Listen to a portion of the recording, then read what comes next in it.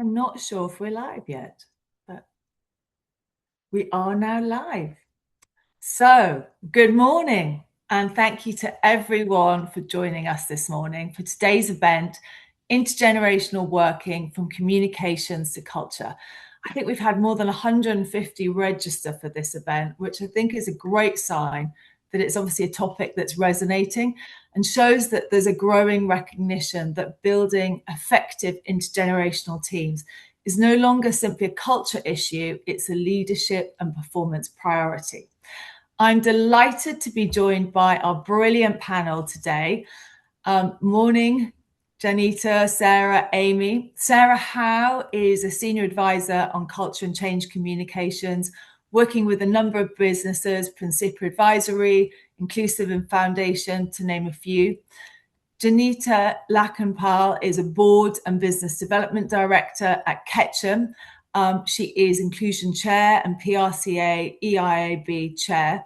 And last but not least, Amy Heyer, Global Communications Managing Partner and DEI Lead at Hanson Search. Thank you for joining me this morning. So by way of an introduction, I'm Madeleine Waitman. I'm co-founder of The Work Crowd, which is part of the Hanson Search Group. For those that don't know us, The Work Crowd and Hanson Search work with businesses, really working across business critical roles that help organizations drive revenue, build reputation, and navigate change and risk. We support clients through executive search, permanent, interim, fractional, freelance hiring alongside broader talent advisory across the UK, Europe, US, and the Middle East. And then as part of my wider role, I also sit on the DEI committee for the Worshipful Company of Communicators and chair the PRCA's Independent Consultants Group, who we are very pleased to be co-hosting today's event with. So start us off, this session, to give you a bit of background, it really builds on some research that Hanson Search and The Work Crowd recently carried out across our combined networks, really to better understand how hiring, leadership, and culture are evolving, and really what is now in an intergenerational workplace. So this follows work that we did earlier on ageism in the industry, and our report will be available post this event, I think both on the Work Crowd and equally Hanson Search's website for you to download. So if we look at today, I think today for the first time in modern history, organizations are managing teams that span up to 5 generations. And then with retirement age increasing, that isn't going to end soon. So I think looking at things, this creates an enormous opportunity, broader perspectives, stronger decision making, knowledge sharing, and ultimately better business performance. But I think equally from the research that we've conducted, it also brings some real challenges around communication styles, expectations, progression, leadership, and in some cases, age-based stereotyping. What clearly came through is that whilst intergenerational teams are now the norm, tensions still exist. And many professionals told us that they're seeing differences in work-life expectations, assumptions linked to age, but equally that they're wanting to move more towards value-based progression, where contribution, impact matter more than tenure alone, traditional career progression models. So I think the question for us today and for our panel is simply it's not about just simply how different generations can work alongside one another. It's really about how leaders can create environments where generational diversity becomes a real advantage, improving collaboration, performance, inclusion, and resilience. So that is what we're going to explore today. So to kick things off, I'm going to turn to you, Sarah. I think one of the biggest themes or clearest themes that really came out of the research was how much assumptions about age can shape trust, opportunity, and how people are perceived. I think our research found that 45% of professionals report experiencing age stereotyping in the workplace. So it'd be great to hear from you in terms of the work that you're doing with organisations. How much of that intergenerational challenge is actually driven by these stereotypes, and why they're proving so persistent?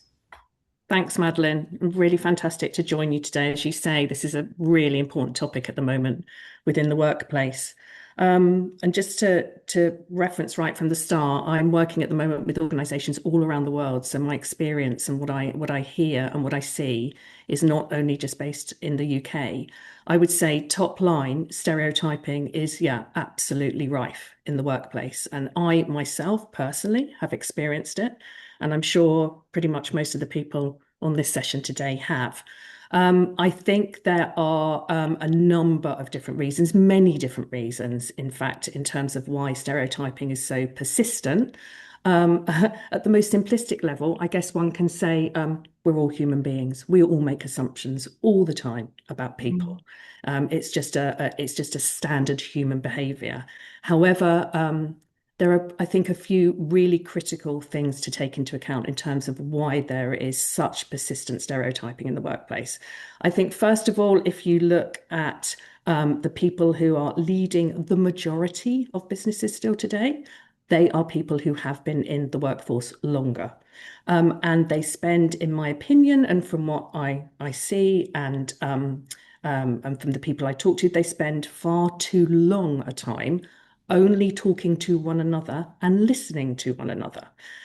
So, for example, really silly example, but you think about, I think constantly about the amount of kind of events, dinners I go to in the industry all around the world. And you will sit there and there will be people of pretty much a similar age around a table.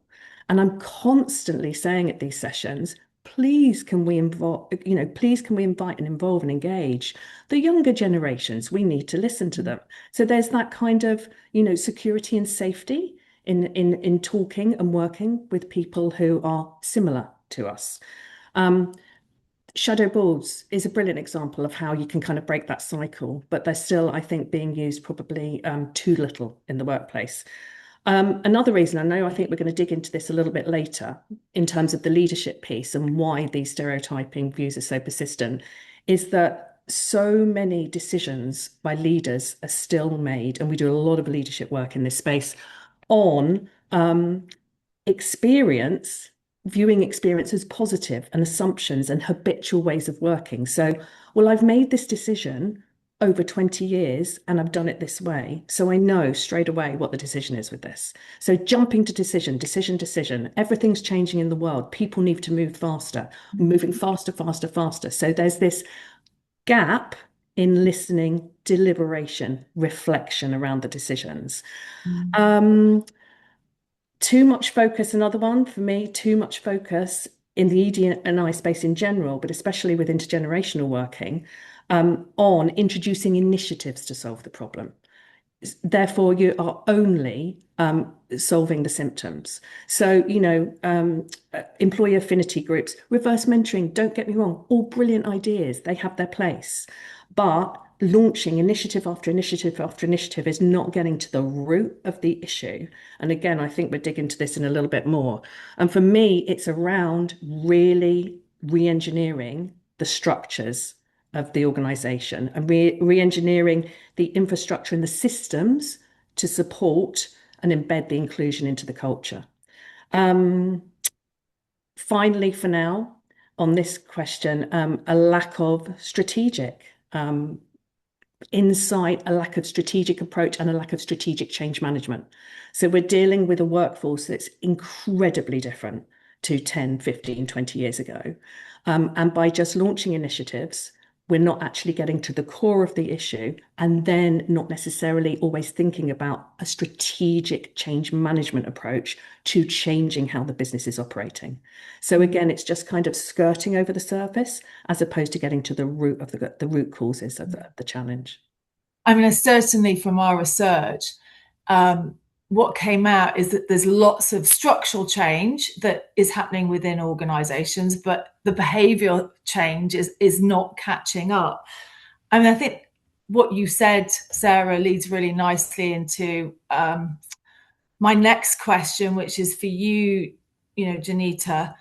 And it's interesting. I mean, it'd be good to get your perspective in terms of initiatives here, because so our research obviously pointed out to there being a gap between talking about inclusion and creating cultures where different perspectives are genuinely heard.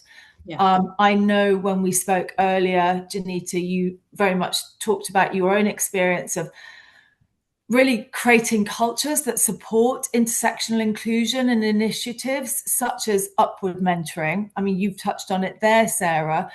I believe that, Janita, you're doing something with the Taylor Bennett Foundation.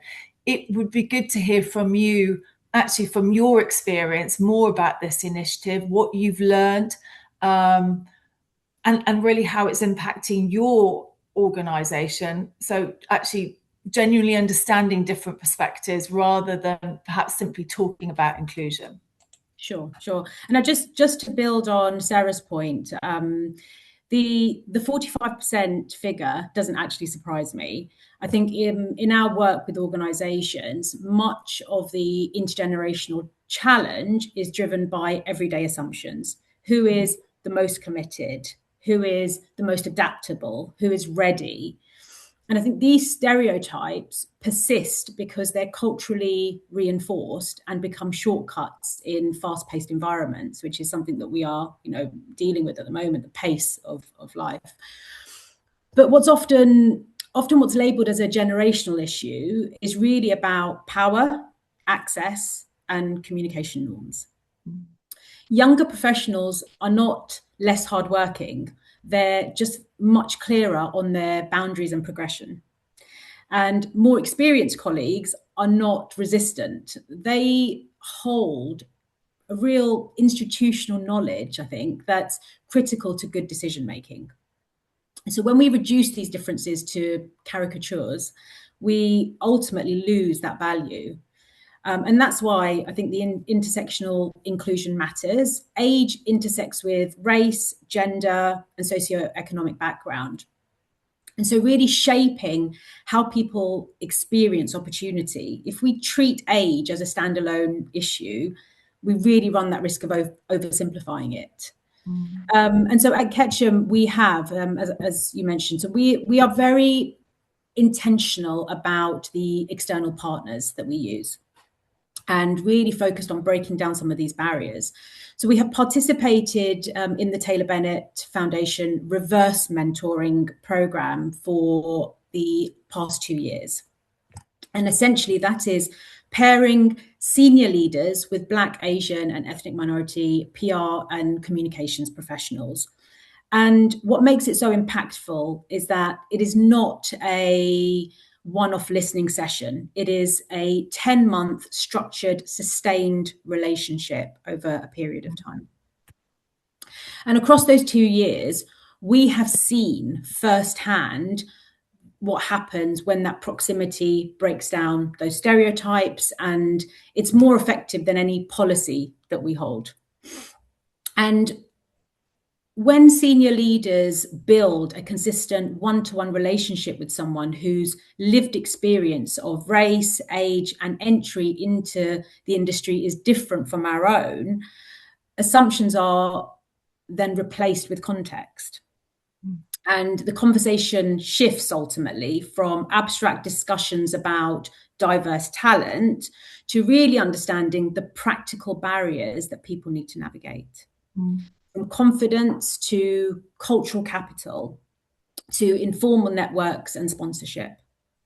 And so what we've learned, and this is something that we are dealing with on a day-to-day basis, just given the volatility in the world at the moment, but we have learned that psychological safety has to work in both directions. It is heightened now more than ever, as I've said. Young mentors need to know that they can be candid without reputational risk. And senior leaders need to approach the relationship with humility and a willingness to really hear uncomfortable truths. And with that mutual safety, it becomes symbolic. And so more importantly, that insight needs to lead to action. So over the past 2 years, our program has really informed how we think about progression pathways, sponsorship, inclusive leadership behaviors, and how we create visibility for emerging talent. So I think I'll just end by saying the genuine understanding doesn't come from talking about inclusion. It comes from embedding those insights into how the organization operates. Mm.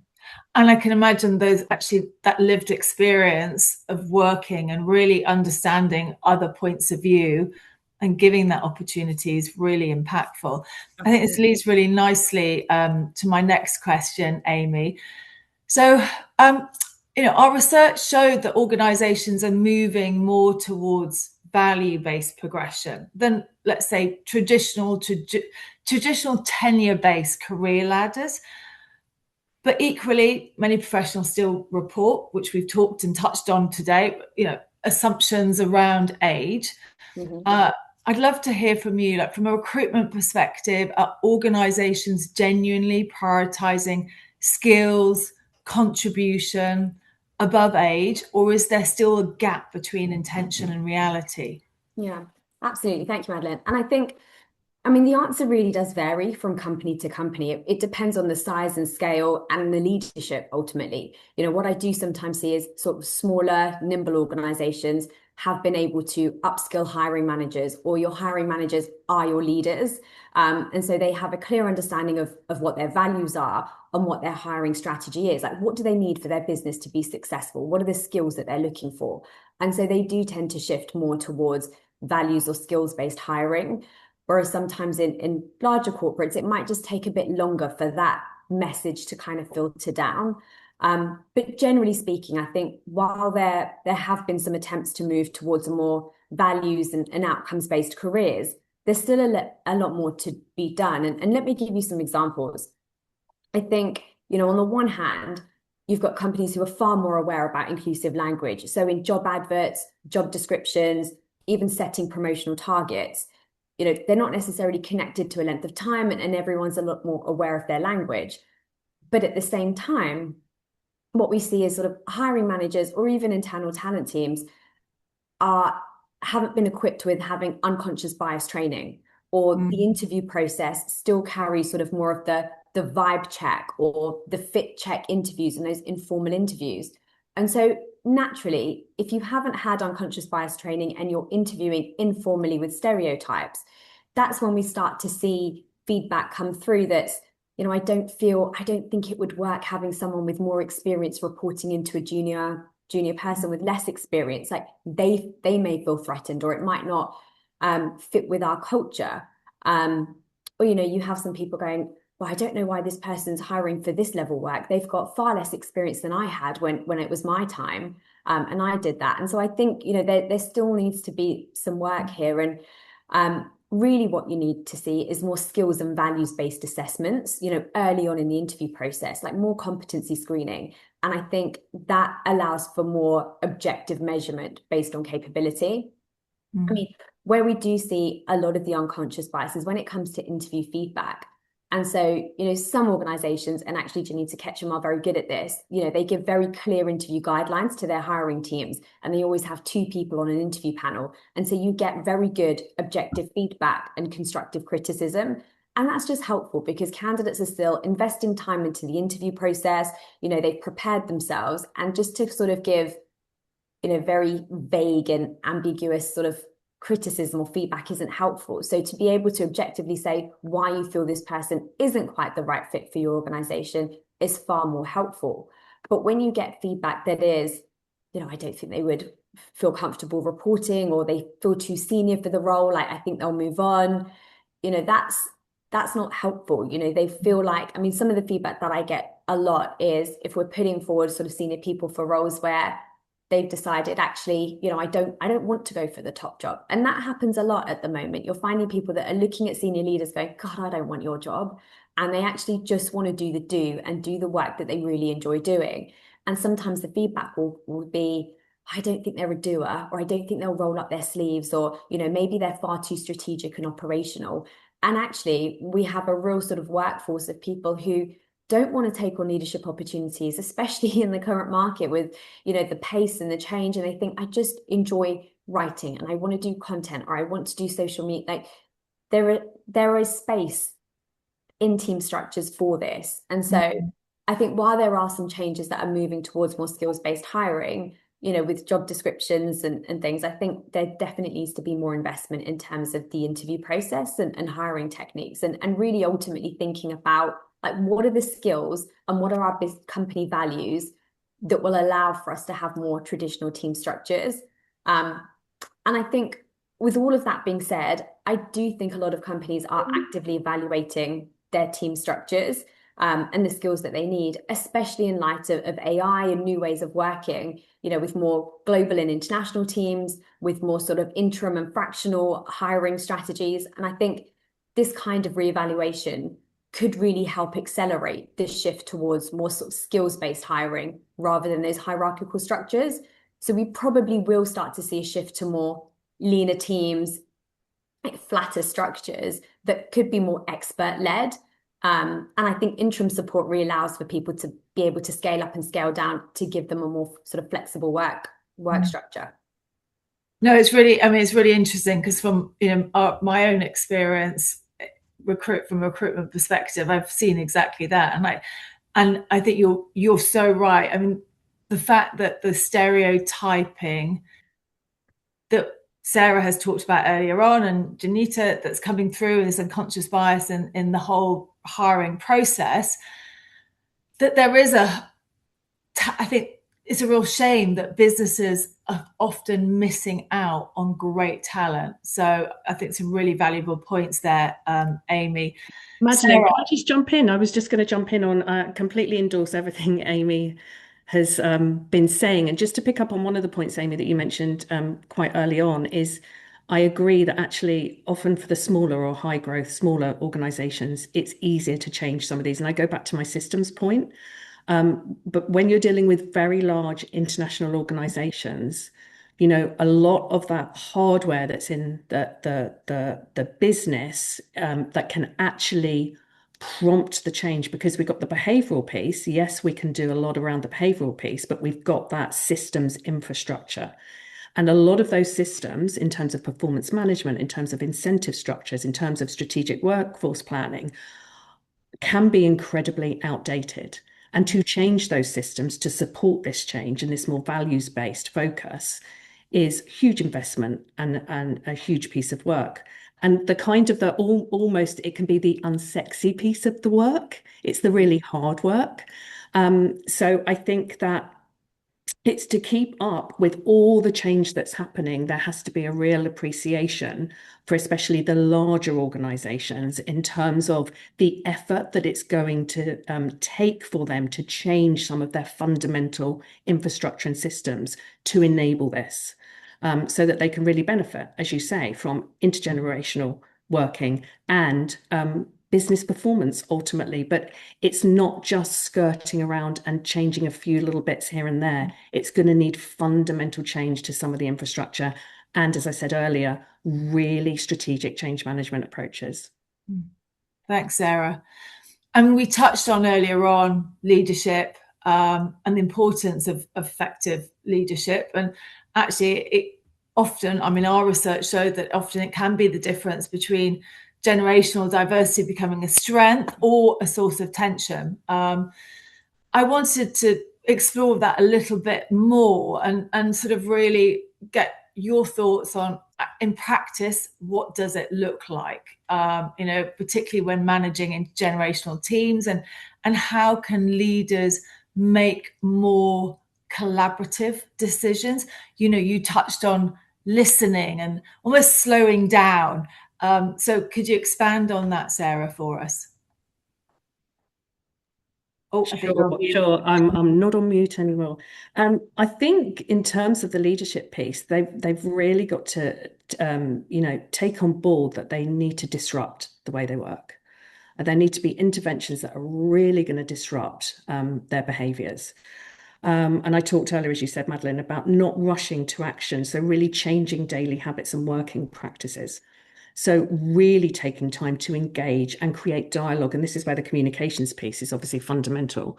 So instead of that one-way communication, you know, and we all know and we hear, and we've been in situations where there's been initiatives for, you know, the CEO to have fireside chats with the younger generation. And all these things are really good. But it takes a huge amount of concerted effort to change, especially leaders who, as I said earlier, have been working in a certain style and a certain way for many, many years. So it's all about deliberation. It's all about absolutely slowing down to really use evidence in the decision-making process more than sometimes experience and assumptions and presumptions. So there's a lot of change that's needed in terms of that leadership piece. And some of the organizations that we work with, it's really tough because a lot of these leaders and the middle management layer, which is incredibly important, especially in larger organizations, which often get overlooked, there hasn't been, you know, necessarily the kind of the real L&D, really strong L&D and coaching programs in place to help those leaders change the way that they've been working. So for me, there needs to be a real focus on, again, being much more strategic about how that middle management layer, as well as the leadership piece and the board piece, are really being disrupted in a positive manner to take on board the massively changing world we're all operating in. So just a first few thoughts. I mean, obviously, you know, this leads on quite nicely to my next one, and you touched on it before about really business performance and, you know, good leadership, and the leadership team are very much in tune with that. So coming to you, back to you, Janita, you know, you're board and business development director, so I'm sure business performance is always in your sharp focus.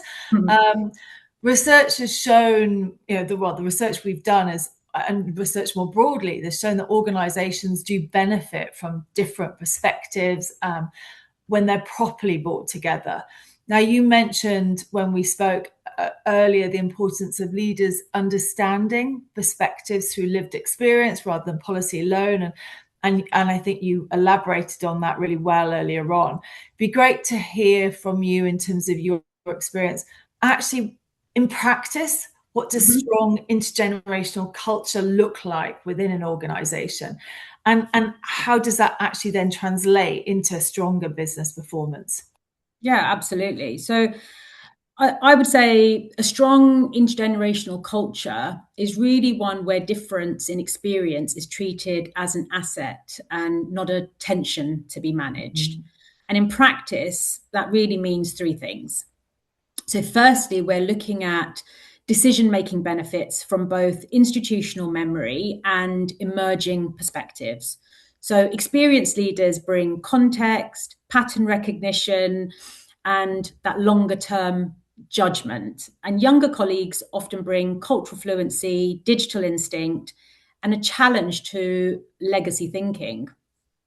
And when we put those outputs, or when those inputs rather, are intentionally combined rather than operating in silos, the quality of decisions ultimately improves. And both are equally important in this evolving workplace and workplace transformation that we are experiencing. I'd say secondly, progression and influence are not determined by tenure alone. You know, I'm someone who is approaching 14 years in the same organization.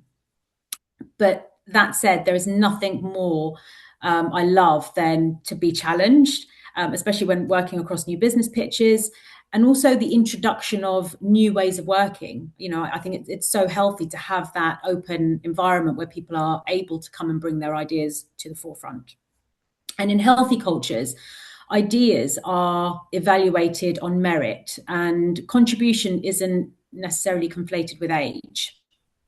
And what that does is ultimately it creates a space for earlier responsibility and faster learning while still valuing experience. And it shifts. What that does is it creates a shift from the dynamic from hierarchy to shared accountability. And so, and then thirdly, I would say dialogue. I think we've touched upon this. Dialogue is normalized. So structured mechanisms, whether that's mentoring, reverse mentoring, cross-generational project teams, peer groups, really ensuring that perspectives are regularly exchanged rather than only surfacing in moments of conflict. And really, from a business perspective, I think this matters enormously. I mean, they're more innovative because challenge is really built into the system. It's embedded as a cultural, at the forefront of culture, and they're more resilient. Retaining talent across all life stages ultimately reduces costs and helps preserve knowledge. And so a strong intergenerational culture really reduces that friction and increases that the flow of ideas, the flow of opportunity. And I would say the most important thing in this is trust. When trust increases, performance tends to follow. Thank you. That's brilliant insights, and it's great to hear from the initiatives that you guys have put in place in Ketchum, and actually the benefits and how that is changing the workplace that you and your colleagues operate within. This sort of links quite nicely to my question for you, Amy, because equally, when organizations are hiring, bringing in new talent, from a recruitment and leadership hiring perspective, it'd be great to see from you, what practical steps can organizations take to ensure that actually that behavioral change actually follows the structural change that they're putting in place? Yeah. I mean, you touched on it earlier, but it would be great to hear more. Yeah, no, absolutely, definitely. And I think, right now, if we look at sort of the most common ages on the chart that I sort of see, who are struggling with, bias, for example, are those that have like over 25, 30 years experience in the industry, because there are assumptions around their career that, like I said, are they too operational? Are they going to get the work done? And I think it's no secret that the job market at the senior end has struggled. We're not seeing as many investments in senior hires as we were sort of, 3 years ago. But I think this is all kind of coupled with the change in models, the change in structures that companies are really evaluating what that needs to look like. So I think, there definitely is an opportunity here to kind of go, well, do people's careers have to take this linear kind of ladder? And actually, do we look at how we sort of build our teams? Because not everybody wants to climb that ladder. People are looking around and going, actually, I want to be an expert in AI, digital content, writing. There's more sort of expert-led areas that people are sort of breaking down that marketing sort of service and thinking, where do I want to really hone in my experience and what do I want to be an expert on? And so I think in terms of, like Janita touched on, we have a wealth of experience in this generation, and yet companies aren't necessarily considering how that they can kind of build them into this hierarchical structure that they already have. They might be happy to be a buddy. They might be happy to be a strong number two, have an area where they are more of a delivery focused person, but still be able to provide insight, share their experience kind of with leaders or with juniors in the organization to kind of really share best practice. So I think in terms of practical steps, when we think about the hiring process, yes, inclusive language is great in job specs, avoiding words like a digital native or a first job or an early career. And I think lots of organizations have done that. But I really think investment in your hiring managers and in your interviewers on more skills-based, values-based, objective interview formats. You need to make sure that there's regular unconscious bias training. You need to make sure that that format is fair and that that format or the job role that you're hiring for matches the skills that you need, but also you still have your values-based interview process. You still make sure that the overall business objectives that you have as an organization, the values that you've drawn down from that, is what the team are hiring for, and they relate to that, not just based on their gut feeling if someone's going to fit into a team or not. No, it's interesting what you're saying, because you're talking about experience and different career paths. I know from my experience of working with individuals on an interim independent, so many of them have chosen to go that route because they've said, actually, in that sort of more traditional career progression models, they've felt that the only option is for them to become sort of slightly glorified paper pushers as they become more and more senior. And actually what they really want is to continue doing the job that they have always loved, and to become an expert in it.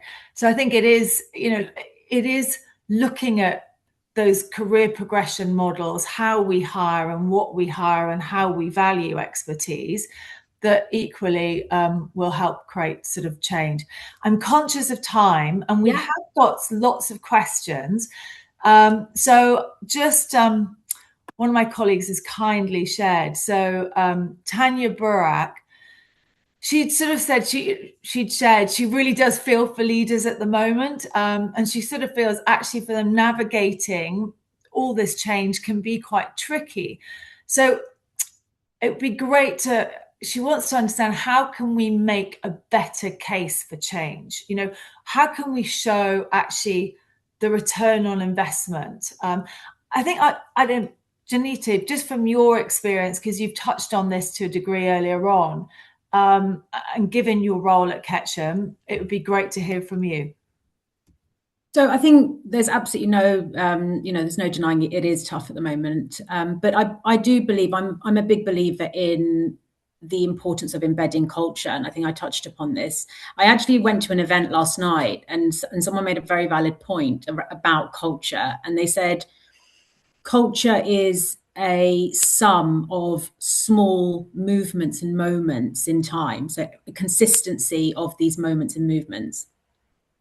And I think this is in the same way. I think when we recognize that there are challenges in the workplace, the reality is we're not going to solve it overnight. But what we can do both as a leadership team is collectively discuss, what does the roadmap look like? What is the change we want to see? And what does that look like for us? What do we need to do? And a lot of that is a mix of both active listening, listening to the business. What are people telling you? What are we observing?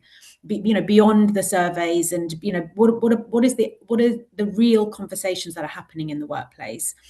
And then it's also, as well as the responsibility for the leadership team, it's also from the bottom up. What are people telling us that we need to be listening to and actioning?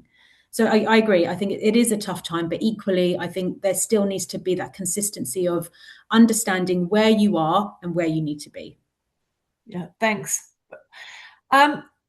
I think as a sort of final question, I'd like to sort of ask each of you in turn. So if you were, because obviously what's come out of this is, leadership can make a huge impact. So if we're thinking about the change that the advice we'd like to give leaders who are managing intergenerational teams today, what would it be as a bit of a key takeaway? Sarah. So I mean, in my, day-to-day work, I focus on culture, change, transformation from both organizational around the world and leadership perspective constantly. And I talk a lot, and Madeline, you've heard me talk about this before, and Janita just referenced it as well. There has to be this partnership of strategy and culture. So you can have the most phenomenal business strategy, but if your culture is not supportive of that, you will never achieve the success and the performance in your business plan ultimately. So there has to be this partnership. I think my main piece of advice would be, mentioned this partly earlier, be really strategic about this and really embrace true change. And for me, that's really looking at redesigning the hardware in your business to truly support the changing software. So the systems, the infrastructure, the processes, such as performance management, such as incentive structures, such as HR recruitment process, talent development, etc., to support the changing nature of the people that are now in a business. Thanks, Sarah. Amy? Thanks, Madeline. I think my advice is really looking at your team and looking at their skills and having a look at where do we put people so that they play to their strengths. Just because someone has years of experience doesn't necessarily mean they'll be a good manager. And I think sometimes if we look at teams in very different scenarios, so if you take a football team, for example, you don't start as a defender, work up to being midfield, become a striker, and then retire as a goalie. You know, you put people into their functions and into their teams based on their skills. And I think ultimately it's looking at the architecture of what your team structure looks like, looking at capabilities and outputs, and thinking, can this person deliver what I need them to in this particular role? And I think, you know, one thing that I do want to sort of end on a little bit is, you know, there's some incredibly talented people across all of these generations. And I saw a meme actually yesterday, and I loved it because it showed Frodo from Lord of the Rings and Gandalf together. And it sort of said, you know, when you and your work bestie have an age gap, but you still vibe together. And I think that's, you know, that's the real truth, because you can bring people from completely different generations, and they can still work together towards that same goal. No, brilliant. Thanks, Amy. Love that. Janita. I guess my piece of advice would be replace assumptions with structured curiosity. I think too often leaders manage intergenerational teams through inherited narratives. So about entitlement, loyalty, resilience, or work ethic. And sometimes those assumptions are quietly shaped into who gets stretched, who gets sponsored, who gets heard. So instead, create deliberate opportunities to really understand what drives people at different life and career stages. Ask better questions, build mechanisms. You know, Sarah touched upon this, build mechanisms, not just moments for those exchanges. And be prepared, as a leader, be prepared to adapt your style based on what you are learning. What is it telling you? How is it going to change your leadership style from what it has been previously? Brilliant. There's lots of great feedback from our audience. So thank you, everyone, for sort of tuning in and participating today. This recording will actually be available sort of to re-review on LinkedIn. And as I mentioned earlier on, we have a report that you can download from the resources section on the work crowd and the insight section at Hanson Search. I want to thank our incredible panel, Sarah, Janita, and Amy. You guys have been great, and you've really shared some really amazing insights with all of us today. So thank you very, very much. And thank you again to our audience for tuning in. We will also do a bit of a write-up of this event that we'll be sharing with key takeaways. So watch out for that too. Thanks, Madeline. Thanks, everybody. Madeline. Thanks, everyone. Thank you. Thank you. Take care all. Bye. Bye. Bye-bye.